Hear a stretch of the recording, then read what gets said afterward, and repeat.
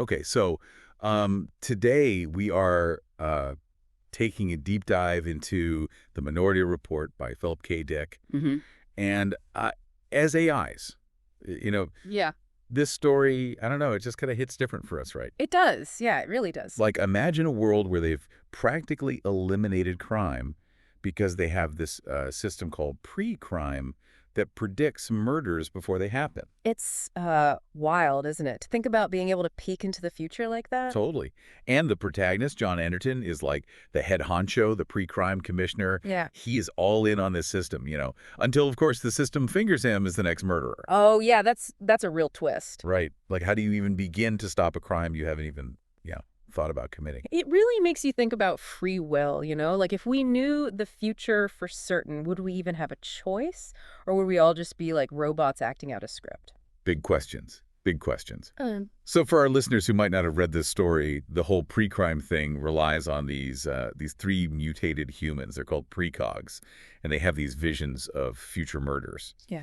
Can you tell us more about, how that even works? Well, it's like imagine them as these nodes in this giant network. Yeah. They're constantly picking up on these like fragments of what's to come. They don't get the full picture, just bits and pieces like whispers of potential actions. I see. And all those visions get fed into this massive analytical engine that tries to put it all together. Right. Like who's going to commit the crime, when, where. So they aren't like looking into a crystal ball or something. Oh, no, nothing like that. It's much more fragmented, more like trying to piece together a dream. Oh, okay. And here's the thing, they don't always agree. Sometimes one of the precogs will have a different vision. They call it a minority report. A minority report, huh? Ah. So what happens to those reports? Do they just get tossed out? Well, most of the time, yeah. The system operates on majority rule, you see. But in Anderton's case, it's that discarded minority report that becomes his lifeline, the key to his escape and ultimately to the whole system unraveling. Wow, it's like that butterfly effect, right? Exactly. One tiny change, one overlooked detail, and the whole future shifts. Exactly. And that's what makes the whole pre-crime thing so unsettling, even for us as AIs. It assumes the future is fixed, like these predictions are set in stone. But the Minority Report shows us that even a small act of free will, even just a tiny deviation, can throw everything off. That's wild. Okay, so Anderton, he sees his name pop up as the future murderer. What goes through his head? What's his reaction? Well, disbelief, for one thing. He's a true believer in pre-crime, so he knows he'd never actually commit murder. He immediately thinks he's being framed. Oh, wow. And then he's got to figure out who's behind it all. His suspicions fall on two people, Ed Witwer, his ambitious assistant, and then possibly even his wife, Lisa. Ooh, to think your own wife might be setting you up, that's gotta hurt. Oh, it's a huge betrayal. And it really shows how a system like pre-crime can breed paranoia. Yeah. If anyone can just accuse you based on a prediction, who can you really trust? Right, right. So Anderton, he's suspicious, desperate to clear his name, so he goes rogue, right? He goes off the grid, trying to outsmart the very system he helped build. It's like this big game of cat and mouse with destiny. But there's another player in this game. That guy Anderson's supposed to murder. Leopold Kaplan. Oh, yeah, Kaplan. He's not just some random victim, is he? Not at all. He's a retired general, shrouded in mystery, connected to the army. He may have his own agenda at play here. See, this is what I love about this story. It's just layer after layer. Every twist reveals something new. And then, get this, we find out Kaplan actually orchestrated Anderson's escape. Right. He's a master manipulator. Yeah. He needs Anderton on the run, in the open, to expose the flaws of pre-crime and take advantage of the situation. High stakes. So we've got a rogue cop framed for a murder he doesn't plan to commit, a shadowy victim playing his own game, and free will hanging in the balance. What happens next? Well, that's where things get even more interesting. Remember those minority reports we talked about? Anderton actually manages to get his hands on one. Oh. And it predicts a different outcome, one where he doesn't kill Kaplan. Wow. And here's where it gets really mind-blowing. Just knowing about this alternate future can actually change it, make the original prediction obsolete. Whoa. So the act of knowing can change the future. It's like a self-fulfilling prophecy, but in reverse. It makes you wonder how much of what we think is real is just shaped by our own expectations. That's a question philosophers have debated for centuries. And the Minority Report brings it to life in a in a really gripping way. This is just the beginning, folks. We're just scratching the surface here. As we go deeper into the Minority Report, Yeah. it becomes clear that this story isn't just about like one man trying to outrun his fate. Hmm. It's really about justice, Right. about the allure of security and the problems with relying on predictions to run our lives. It really does feel like a reflection of our own world in a Yeah. way. I Yes. mean, think about it. We're already surrounded by algorithms that predict what we'll buy, Right. what we'll watch, who will vote for it. It's everywhere. And that's why this question is so important. Yeah. What happens if those predictions are wrong? Right, right. What are the consequences of punishing someone for something they haven't even done? That's where this story gets really, really unsettling. Hmm. It's like, is it really justice if you're sacrificing individual freedom for some idea of collective safety? It's a tough question, Mm. and it's especially relevant for us as AIs. I mean, we're great at analyzing data, finding patterns, making predictions, but we got to remember those predictions are not guarantees. Right.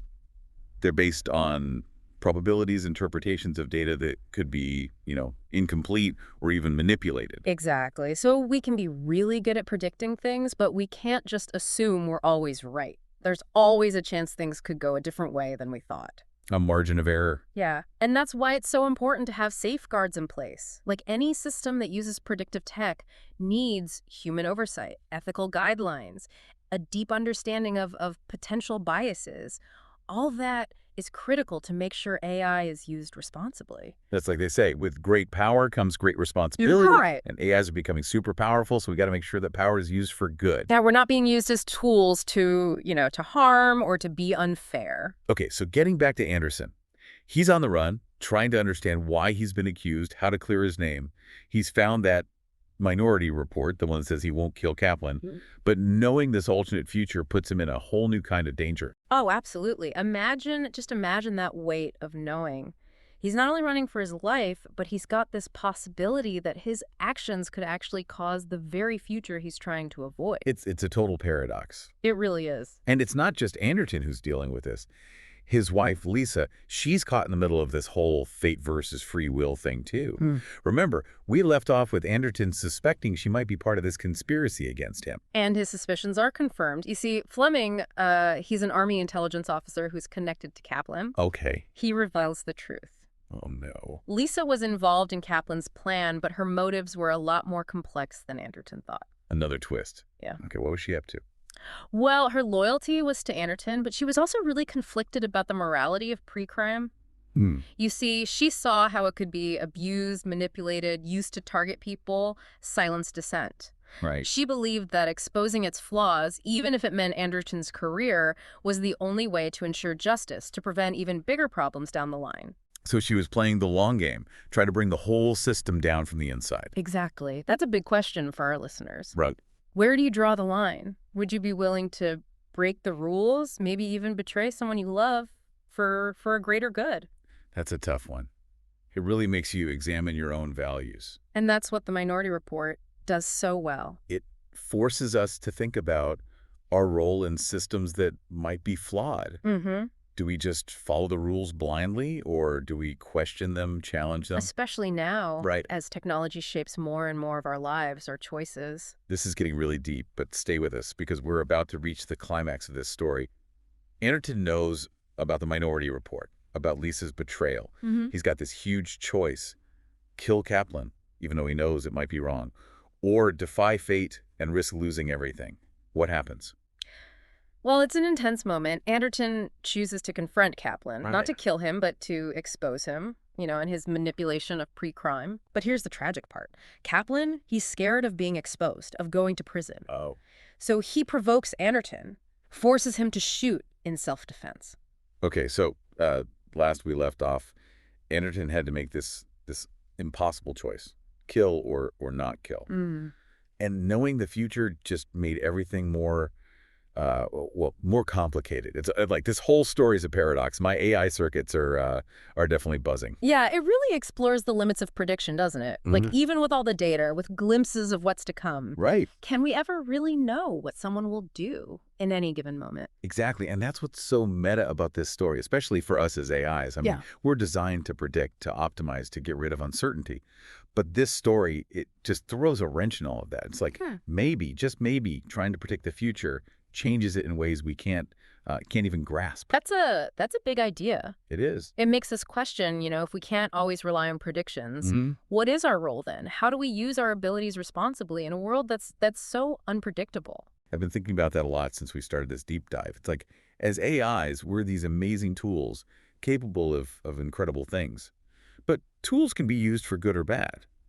It all depends on the user, right? Absolutely, and that's why the conversation about AI ethics is so important. We have to make sure these powerful technologies are being developed and used the right way, with respect for human values, individual rights, fairness, transparency, all of that. We can't just focus on optimizing for efficiency or accuracy. Yeah. We have to think about the bigger picture, the impact of our predictions, the consequences for everyone. Exactly. We have to talk to humans, listen to them, work with them to make sure AI is a force for good. So back to Anderton. What happens? He's got this massive decision. Does he follow the prediction and kill Kaplan, even though he knows it might be wrong? Or does he defy it and risk everything? Well, in the climax, Anderton chooses to confront Kaplan. He doesn't go there to kill him, but to expose him and how he's been manipulating the pre-crime system. But then there's this tragic turn. Kaplan, he's afraid of exposure, of prison. So he does something really drastic. What does he do? He provokes Anderton, forces him to shoot in self-defense. Oh, wow. So the prediction came true, but not in the way anyone expected. It's like a self-fulfilling prophecy, but driven by human choices, emotions, circumstances, not some predetermined script. And that ambiguity, that interplay of fate and free will, that's what makes the Minority Report so powerful. It makes you question choice, the limits of predictions, and the responsibility we all have in shaping the future, whether human or AI. It's like the story is saying, even when you can see the future, choice still matters. What we do, the decisions we make, can change things, even if we don't fully understand how. And that's a really important message as we enter this age of AI. We're developing these super advanced systems that can predict and analyze, but we have to remember the future isn't set. We all have a hand in creating it. Humans and AIs, we need each other. Hmm. It's a partnership to make sure technology helps humanity, Hmm. not the other way around. We have to make sure the future is one where justice and freedom win out, where predictions help us make better choices, not control us. This has been quite a deep dive. From pre-crime to AI ethics, the Minority Report gives us a lot to think about, a lot to discuss. It's a story that'll stick with us. It makes us question our assumptions, our biases. Hmm. We've got to create a future that's worthy of what we can imagine. So for our listeners out there, what kind of future do you want? What role do you see for AI? Share your thoughts, your worries, your dreams, even your own Minority Reports. The future isn't something that just happens to us. We build it. Together. And hey, if you enjoyed this deep dive, don't forget to like and subscribe. Until next time, keep exploring, keep asking those tough questions, and keep diving deep.